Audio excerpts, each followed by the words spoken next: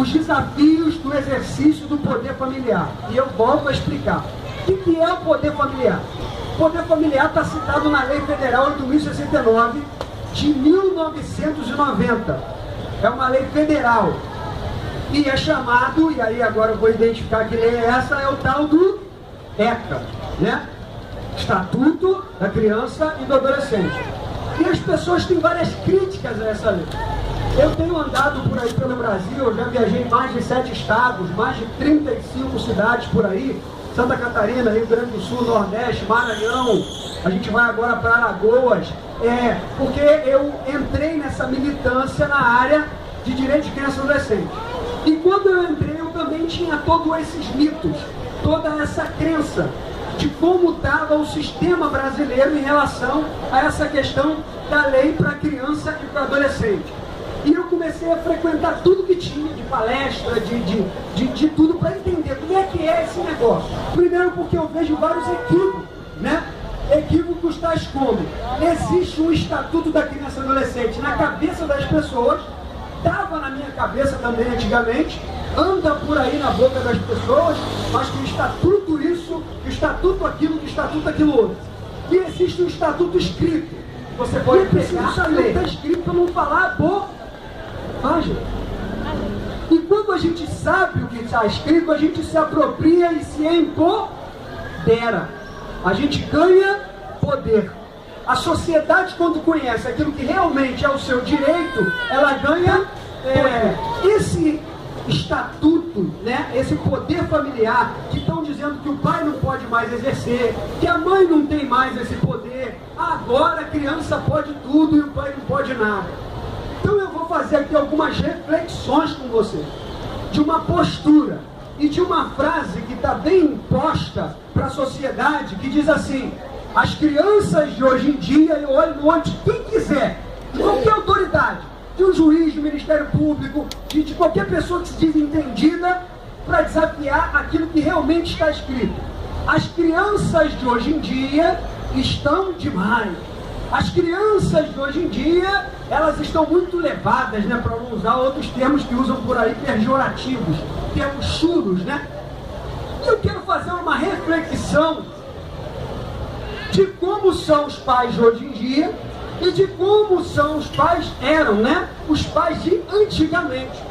Porque a gente só pode criticar essa frase das crianças de hoje em dia se eu souber criticar como que eram, como que são os pais de hoje em dia e como que eram os pais de antigamente.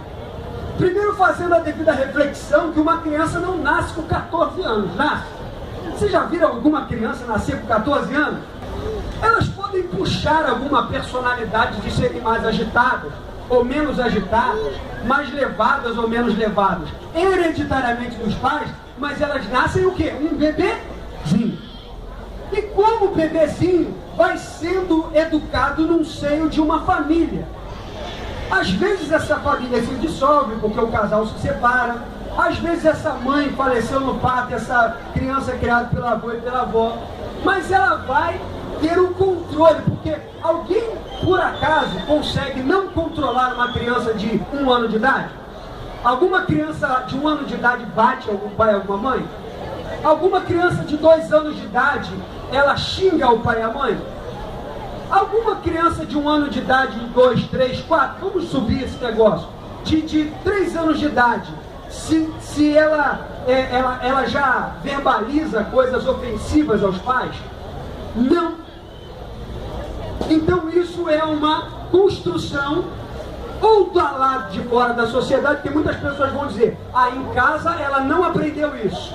Mas ou é uma construção das relações sociais que ela teve fora, na escola, na rua, o que ela ouviu, e uma primeira vez ela verbalizou isso dentro de casa, porque em algum momento ela vai verbalizar aquilo que ela aprendeu lá fora, ou vai dar sinais, ou não. Ou ela aprendeu realmente isso dentro de casa. Quando o carteiro, quando o cobrador, né, que tem esses vendedores de rua, né, que vendem edredom, que vendem travesseiro, e tem lá o carnezinho deles, e vão lá no portão cobrar. E aí a mamãe faz o quê?